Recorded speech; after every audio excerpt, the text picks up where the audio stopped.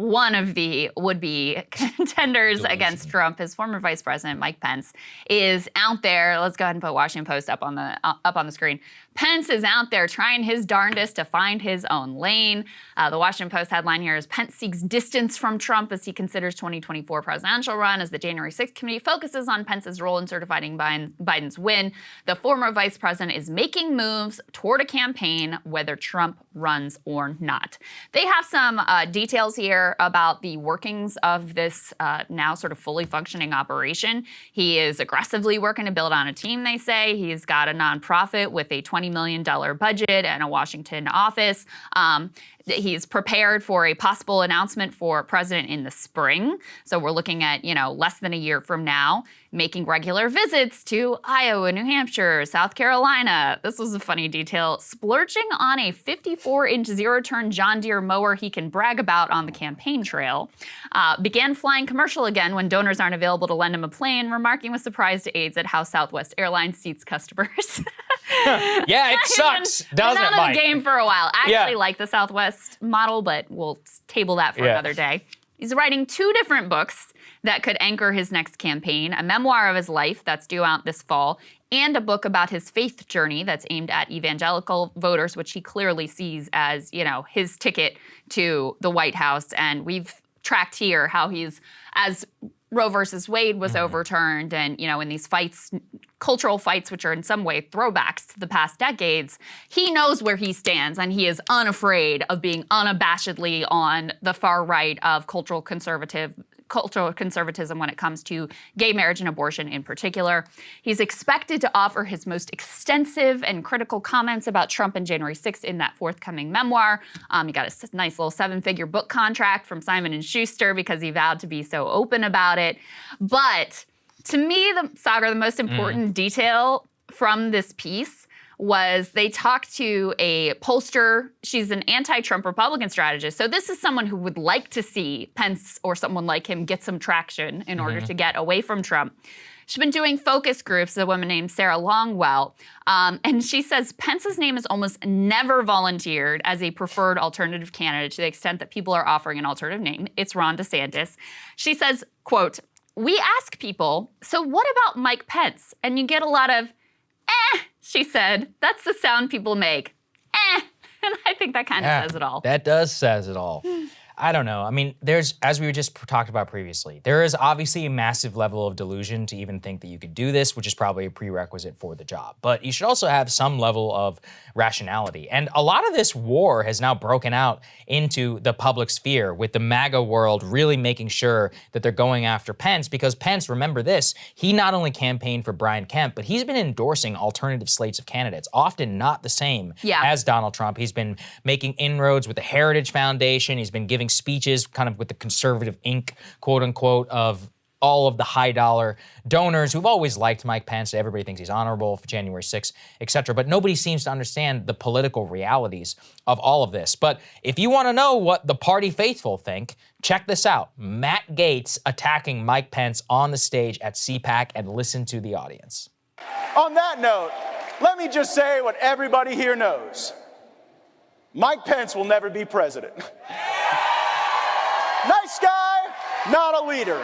There you go. That's the response. Roaring applause there. And at the same time, Krystal, we had Mike Pence. So this is now kind of erupting into open warfare. Mike Pence's former chief advisor, Mark Short, longtime kind of Koch guy. He worked for Mike Pence while he was in the White House. He then went after Matt Gaetz, erupting into open warfare on the airwaves. Let's take a listen to that. Mike Pence will never be president. Nice guy, not a leader. Mark? Well, I don't know if Mike Pence will run for president in 2024, but I don't think Matt Gaetz will have an impact on that. In fact, I'd be surprised if he was still voting. It's more likely he'll be in prison for child sex trafficking by 2024. And I'm actually surprised that Florida law enforcement still allows him to speak to teenage conferences like that. So I'm not too worried about Matt Gaetz. Thanks. Wow. Child sex trafficking, not being on stage in front of teenagers. A great burn, no doubt. However, you got to admit the base is definitely on Matt Gaetz' side here. I mean, there's just no question. And the eruption of this really just gives me 2015 vibes. I'm like, Pence, what are you smoking, man? Like, no, you're not gonna win. Okay, I don't believe what I'm about to say, but I'm gonna be the devil's advocate and make a case for Pence, which is that, you know, the thing I've been saying with DeSantis is, what is the case you're gonna make against Trump? Because you have to convince people that they need to go in another direction. And it's not clear to me that this idea of like, a highbrow version of Trump is really what the majority of the Republican base is after. There is a subset, and we're seeing that already, of largely college-educated voters who are saying sort of like what was said in that Fox News montage, he's too divisive, we want to go in another direction. But a lot of people are there for the divisive. They're there for the, you know, owning the libs and the causing everybody to melt down on cable news. That, I mean, to me, that is the best part of Trump, right? And I think that's the case for a lot of his base.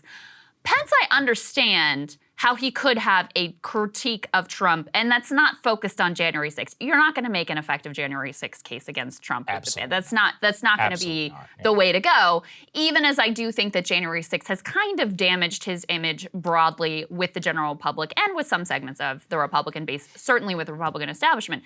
That's not going to be the route.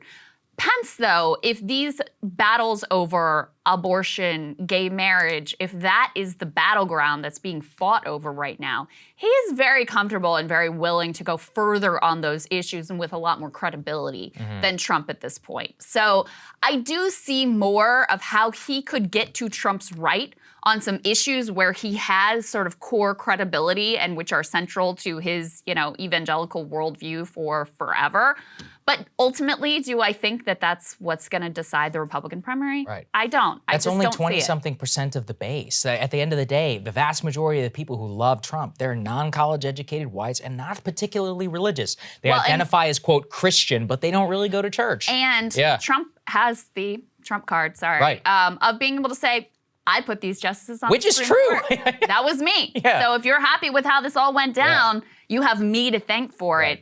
Of all the groups that make up the, you know, coalition of the Republican Party, the white evangelical base has been his most lockstep, hardest supporters because of exactly this reason. You know, they've been trying to get to the promised land of the super conservative Supreme Court that would overturn Roe versus Wade for literally 50 years. Trump got them there. So that's why I don't think that Pence is going to be able to really penetrate with that argument. And I also just think, stylistically, he's such a throwback. You know, he really feels like it's like a George W. Bush compassionate conservative type. He almost feels like a late 90s kind of Republican conservative, or George W. Bush era. I mean, it just doesn't feel like the vibe or the aesthetic of the Republican base today. So I completely agree. I don't think he has a chance in hell, but I guess it'll be fun in order to watch it all play out on cable news. Cable news is ripping us apart, dividing the country, making it impossible to function as a society, and making it impossible to know just what is true and what is false. But the good news is they are failing and they know it. That is why we're building something new, a new mainstream, a healthier one, something more trustworthy, something that we are going to need in one of the most pivotal times in American history. We are building up here for the midterms, for the upcoming presidential election, but we need your help. So if you can help us out by becoming a premium member today at breakingpoints.com, we're trying to change America for the better and the entire world. So what are you waiting for, guys? Go to breakingpoints.com and sign up and help us build a new mainstream.